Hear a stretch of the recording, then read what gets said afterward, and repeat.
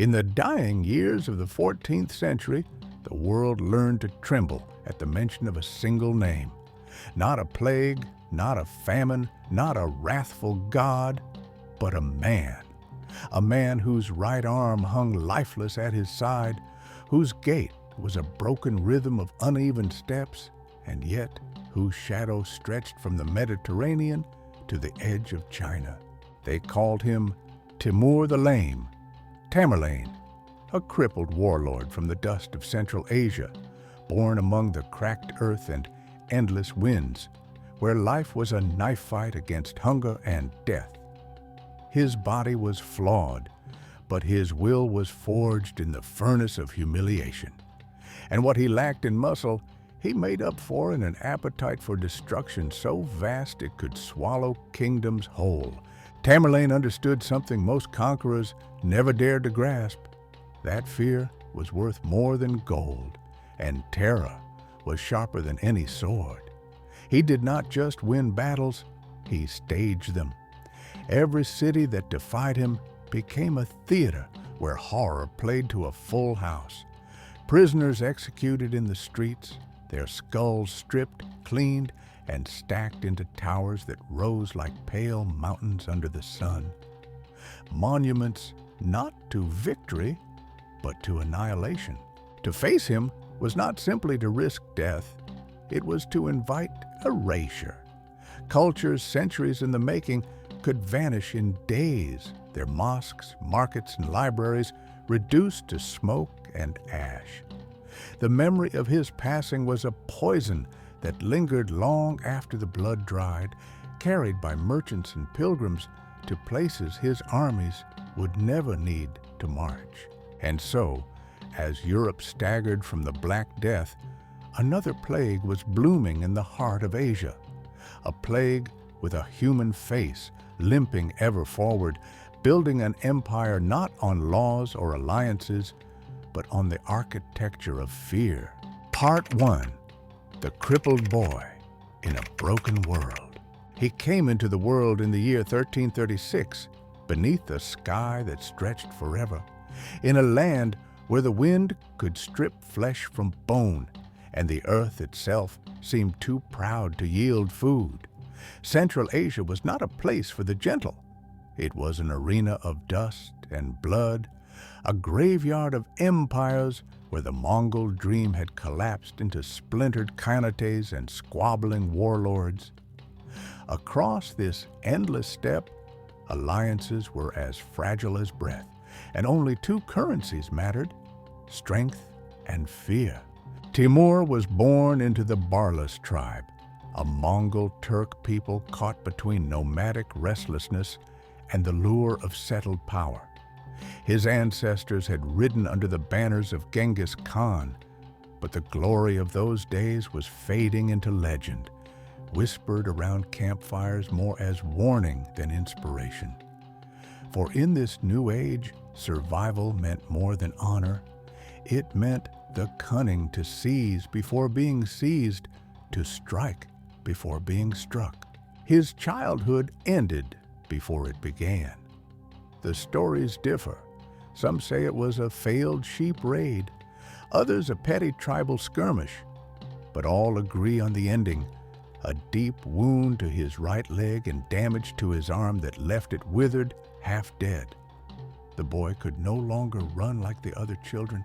His gait became a jagged rhythm, step, drag, step, that marked him as prey in a world that respected only predators. In another life, this would have been the end of his ambitions. In this life, it was the beginning of something far darker. Pain was his first teacher. Every movement was a lesson in endurance. The cold bit deeper into damaged flesh. The saddle bruised him raw, but still he rode.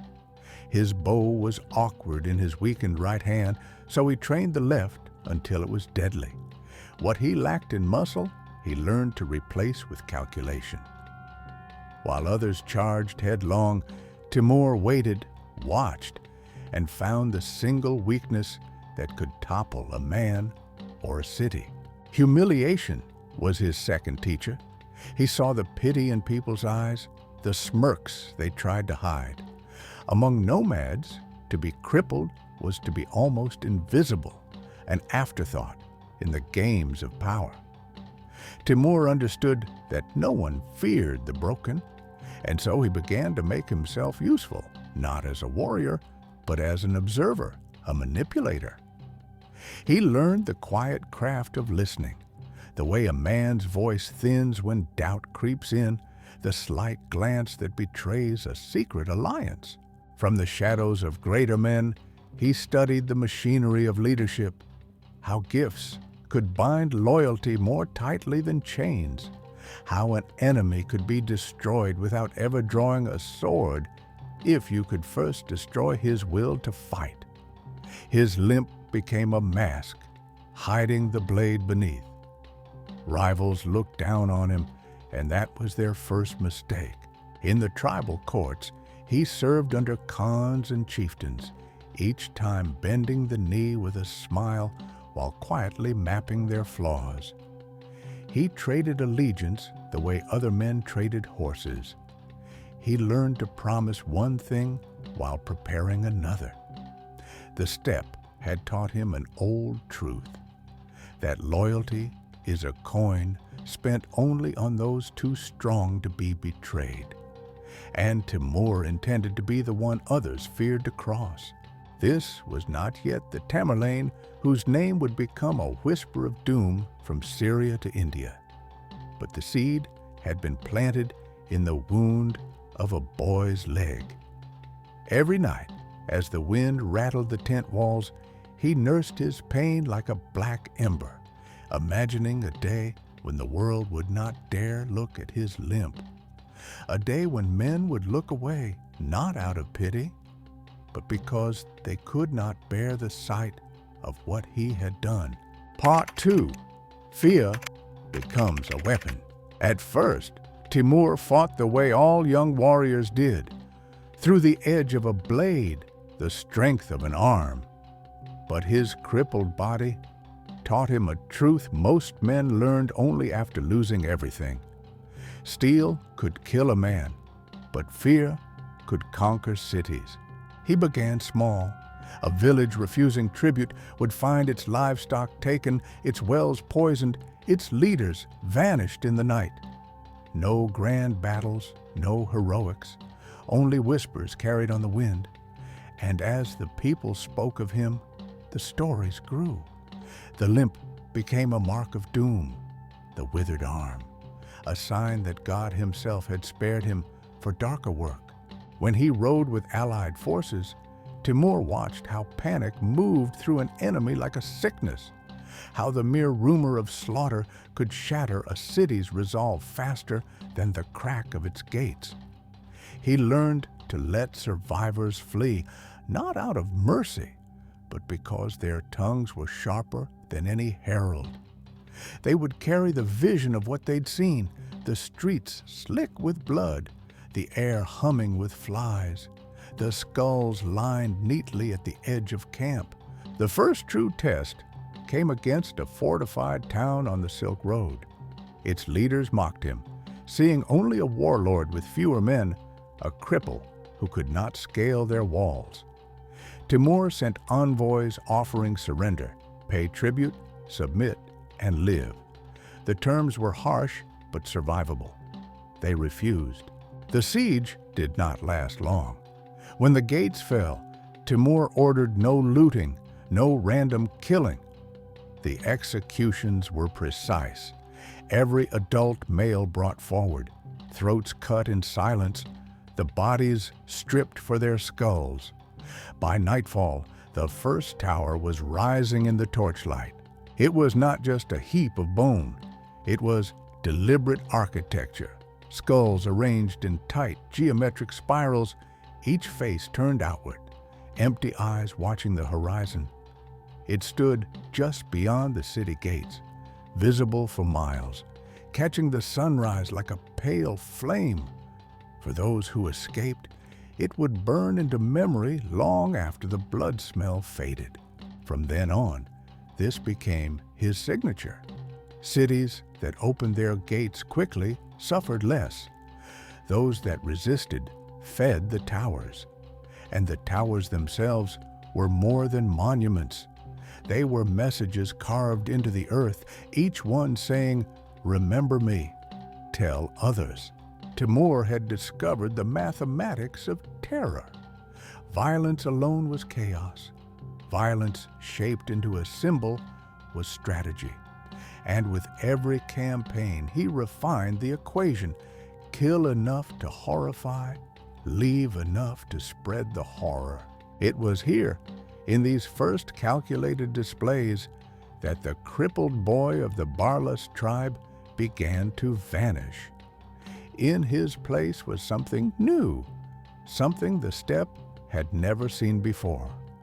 A warlord who fought not just with armies, but with the human imagination itself. Part 3. The Science of Terror.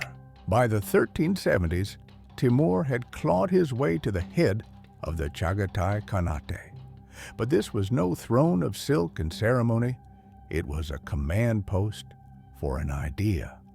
For Timur had come to believe that terror, if applied with precision, could be engineered like a fortress, calculated like a tax, and, most importantly, maintained without an army in sight. His campaigns now followed a strict formula. First came the approach, his scouts and spies moving ahead, seeding the air with dread. They whispered to merchants, pilgrims, wandering dervishes, "Timur is coming. He leaves nothing behind but bones." The stories, exaggerated and dripping with horror, did more damage than cavalry ever could. Then came the offer, terms of surrender presented with the solemnity of a court decree. Submission meant tribute, hostages, and the execution of leaders. Harsh but survivable. Resistance meant erasure. And the choice Timur made sure was never truly a choice at all. When resistance came, his armies did not descend into chaotic bloodlust. They operated like a workshop, disciplined, efficient, cold. There were men whose only task was to bind prisoners, men who knew how to kill quickly for speed or slowly for effect, and men who specialized in preparing skulls for construction. The towers themselves became objects of study. Height was calculated for maximum visibility from every approach road. The spiral designs and geometric motifs, borrowed from Islamic architecture, were not mere decoration. They were psychological bait, drawing the eye, forcing the onlooker to confront every empty socket, every frozen grin. Timur's engineers of death experimented with mortars that would hold bone without crumbling, with patterns that made the towers stand for generations. Some were built beside city gates, so that every departure and return passed under their gaze. Others rose along caravan routes, ensuring that traders carried their image across continents. Even the sequencing of events was deliberate. Sometimes he built the towers during the killing, letting survivors hear the clink of skull against skull as their turn approached. Other times, he ordered them raised afterward, so the silence of a dead city would be broken only by the sound of stone and bone locking into place. And always, always, he left a handful alive, not out of mercy, but because a living witness was the most reliable courier. These people would carry the vision of the towers further than any army could march, sowing terror in cities Timur had not yet touched. This was no longer the opportunistic cruelty of a steppe raider. This was policy. It had its logistics, its chain of command, its own grim bureaucracy.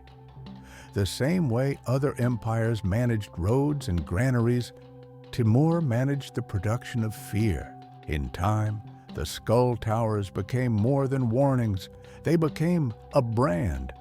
They were the stamp of his reign, a seal on the earth itself. And long before Timur's banners appeared on the horizon, the memory of those towers would arrive first, and cities would bow to him without a single arrow loosed. Part 4. 3 Monuments to Horror. By the turn of the 15th century, Timur's name no longer needed an introduction. Cities surrendered at the whisper of it. Kingdoms made treaties with ghosts, treaties written in the memory of what had happened elsewhere. But 3 campaigns would etch his legend into stone, flesh, and bone alike. Each one a performance in which death itself was the lead actor and Timur the director. Baghdad, 1401, the Mountain of Skulls. Baghdad had survived Mongol fire in the 13th century and risen again, a city of scholars, merchants, and minarets. It was a jewel of the Islamic world, and that made it the perfect stage. In winter, Timur's army surrounded the city. The siege was methodical, a tightening noose. From within, the people could see platforms being built. Execution platforms, just close enough for their purpose to be understood. Negotiations came, as always. The offer was simple: open your gates, pay tribute, lose your leaders, but save the rest. Desperate to avoid the fate of other cities, Baghdad agreed. On July 9th, they opened their gates. The slaughter began immediately. No drunken chaos, no undisciplined looting. Killing teams moved from district to district, each assigned a quota of heads. Prisoners were led out in chains, throats opened with the efficiency of a butcher's cut. By the time the killing slowed, 90,000 skulls had been set aside for construction. On a hill overlooking the main road into Baghdad, the tower began to rise. Layer upon layer, spirals of white bone catching the desert sun until it gleamed like a beacon of damnation. Travelers approaching from miles away would see it first, long before they saw the domes of the city. Sharaf al-Din Ali Yazdi, Timur's chronicler, wrote that it rose like a mountain of bone under the sky, a mountain that would not erode with wind or rain for generations. Damascus, 1401, death in the language of beauty. Damascus did not resist at first. It opened its gates to Timur's forces, perhaps believing that submission would mean survival. But when its people revolted against his tax collectors, Timur seized his excuse. The killing here was not as vast in number as Baghdad, but it was far more intimate. Over 20,000 dead, their skulls gathered for a tower unlike any other, a tower that borrowed the artistry of the very culture it destroyed. Islamic geometric motifs wound their way through the structure, the arrangement of skulls forming patterns once seen in mosque tiles. Arches of bone mirrored the arches of the city's architecture, a deliberate mockery of Damascus's proud traditions. The message was cruel and precise. Not only could Timur destroy a civilization, he could make its own beauty serve as the decoration for its grave. The third, Delhi, 1398, the city of 100,000 dead. It began with a march across the Hindu Kush, a tide of horsemen moving like a storm front. Delhi's walls were strong, its defenders ready. Timur did not attack. Instead, he began killing in the countryside, captured civilians executed in sight of the city's ramparts, their deaths staged as open-air theater. For days, the defenders watched. Smoke from burning villages rolled toward them. Prisoners screamed on timber frames, their agony timed to carry on the wind. The message was clear: resist, and this will be your fate. When Delhi fell on December 17th, the city became a factory of death. Teams worked in shifts, one to kill, one to strip, one to carry skulls to the construction sites. Over 100,000 dead in days, their remains forming not one tower, but an entire complex, reshaping Delhi's skyline into a white, grinning ruin. Even Timur's own scribes did not hide the magnitude of it. They called it a cleansing by the sword. But the truth was simpler. It was terror in its purest form, executed with industrial efficiency centuries before the term existed. 3 cities, 3 stages, 3 monuments, each one different in design, but identical in purpose. They were not built to honor the dead. They were built to instruct the living. And the lesson was always the same. This is what happens to those who refuse me. Part 5. The Empire of Fear. Timur did not rule like a lawgiver. He ruled like a memory. Not codes and councils, but the lingering afterimage of a city on fire, the rumor of a tower of skulls seen from the road at dawn. His empire stretched where stories traveled, and stories move faster than armies. Administration, for him, was the choreography of dread. He built a bureaucracy the way others built aqueducts. Scouts to take the measure of a city's courage, clerks to tabulate tribute and hostages, quartermasters for the logistics of punishment.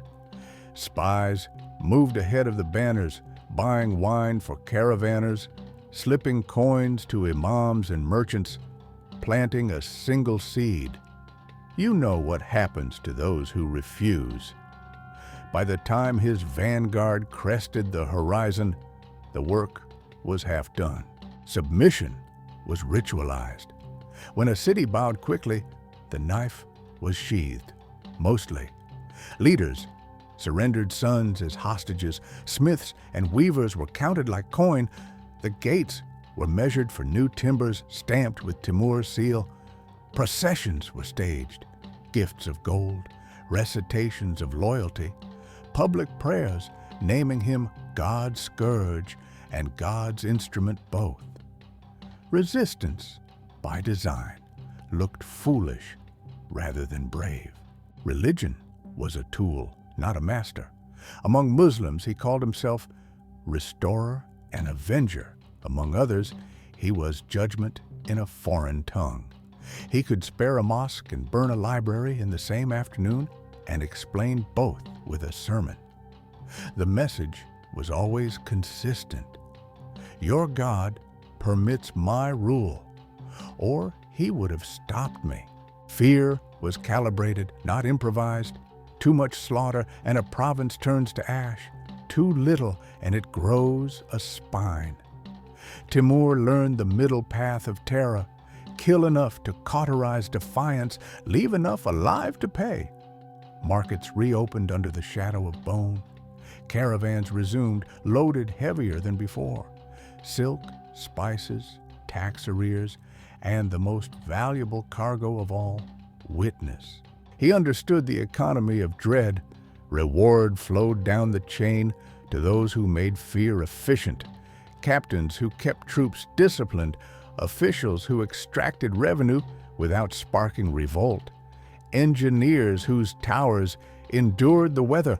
The empire fed on tribute, slaves, and prestige, then spent it on speed, fresh horses, winter rations, bridges thrown across rivers like threats. Diplomacy bent to this gravity.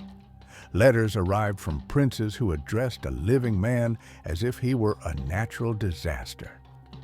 Treaties were signed against the memory of Baghdad, not against the might before their gates. They bargained for time, for distance, for the chance that his eye would turn elsewhere. He obliged when it suited him, mercy as tactic, reprieve as leash. Inside the conquered lands, daily life reassembled itself under invisible pressure. City gates stood open a little longer, just in case. Judges quoted the law with a new tremor in their voices. Mothers taught their children to keep their heads down, to answer quickly, to forget old boasts. The absence of rebellion felt like peace. It was only fear doing its quiet work. And yet, for all the gold tallied and banners displayed, Timur's true dominion was psychological. A skull tower needs no garrison. A rumor costs no ration. A road lined with witnesses will outpace any courier. He had built almost by accident and entirely by design a state that could govern from a distance, an empire whose capital was the human imagination. When people spoke his name, they did not describe a man.